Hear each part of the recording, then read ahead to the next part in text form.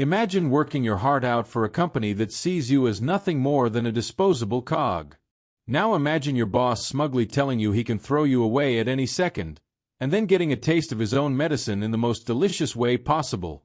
This is the story of how one brilliant contractor turned a heartless policy into a weapon, and walked out, leaving his arrogant boss scrambling in chaos for weeks. If you've ever dreamed of serving justice to someone who disrespected your hard work, hit that like button and subscribe, because this is one of the most satisfying revenge stories you'll hear today. I worked as a contractor in an engineering firm. For anyone unfamiliar, contracting in this industry is a strange world. You're expected to do the same work as full-time employees, sometimes even lead teams, but with zero job security. Contracts are written in a way that sounds reassuring on the surface. This contract is expected to be for 12 months, it might say, but there's always a hidden dagger in the fine print. This is at-will employment and may be ended at any time. It's like dangling a promise in front of you while quietly reminding you they can pull the rug out whenever they please. Despite that, most of us in the contracting world know the unspoken rule. If you perform well, those vague timelines usually hold true. Many contractors even get extended beyond the initial term. We all depend on that unwritten agreement to feel some sense of stability. That's why the day everything shifted still burns in my memory. Our team was small, 10 contractors managed by a single full-time employee, who I'll call Eric. Eric wasn't exactly a villain, but he had a smugness to him, the kind of guy who liked to remind people where the power really lay. He loved corporate buzzwords and always seemed a little too pleased with his authority, especially given that he wasn't the one doing the actual engineering work. One ordinary afternoon, Eric summoned me to a side room. I was a contractor, but I'd been given the role of running day-to-day operations for our team. I assumed it was about project updates. Instead, his words dropped like a bomb.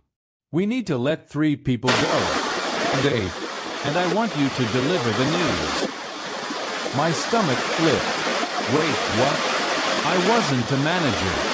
I wasn't in charge of hiring or firing. I was just a contractor, like the people I was about to blindside. But Eric was firm. "You're running the team. It makes sense for it to come from you." I wanted to argue, to say this wasn't my place. But the power dynamic was clear. He could end my contract with a single email. So, at 4 p.m., I walked back to my desk with a knot in my stomach and called in 3 unsuspecting teammates. I had to look them in the eye and tell them, with zero warning, that today was their last day. I could still see the confusion in their faces. The way one of them blinked, as if maybe I was joking. One quietly packed up her things, lips pressed tight to keep from crying. Another just stared at the floor, shaking his head. It was brutal. After they left, the silence in the office was suffocating.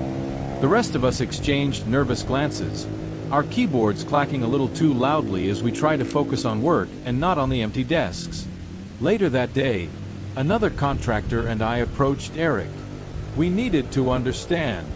"Hey," my colleague began carefully, "why didn't we give them any notice? Even a few days would have helped." Eric didn't hesitate. He actually smiled.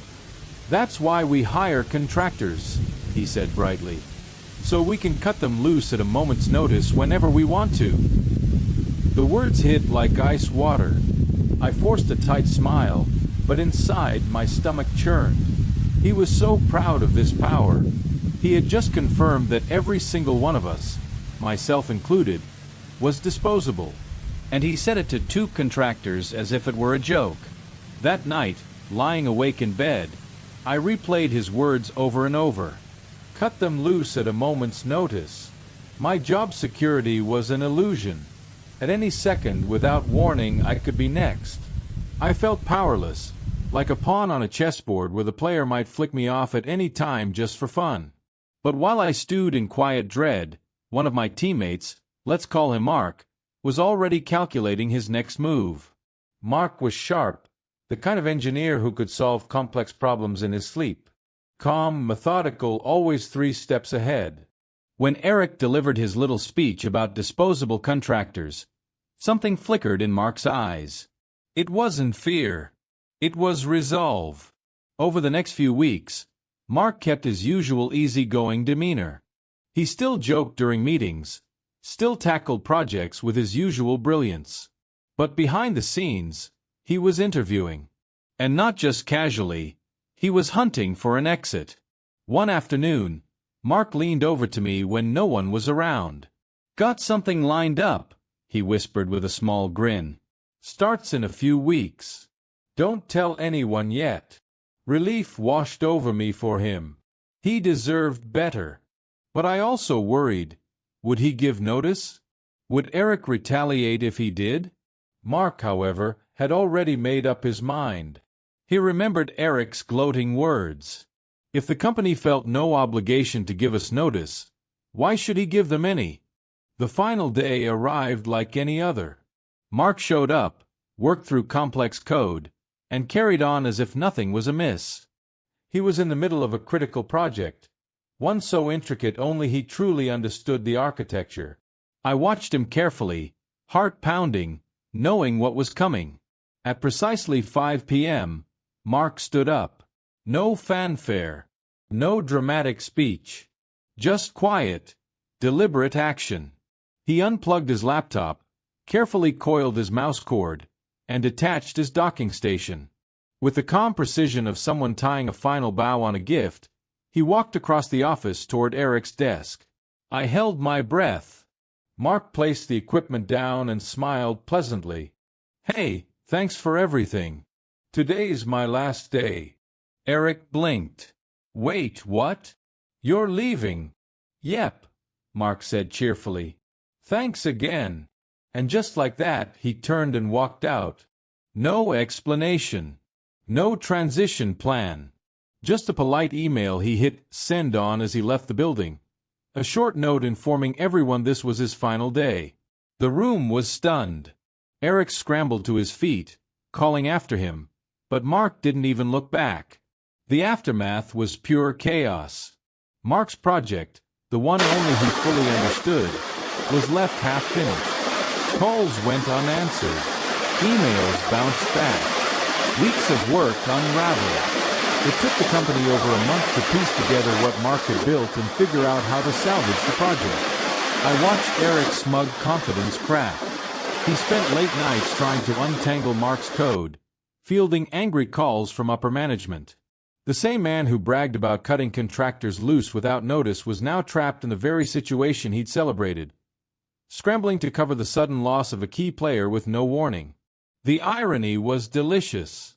If Eric had treated his contractors with basic respect, Mark would have gladly given 2 weeks' notice. He would have trained a replacement, smoothed the handoff, and left on good terms. But Eric's arrogance invited his own downfall. And Mark?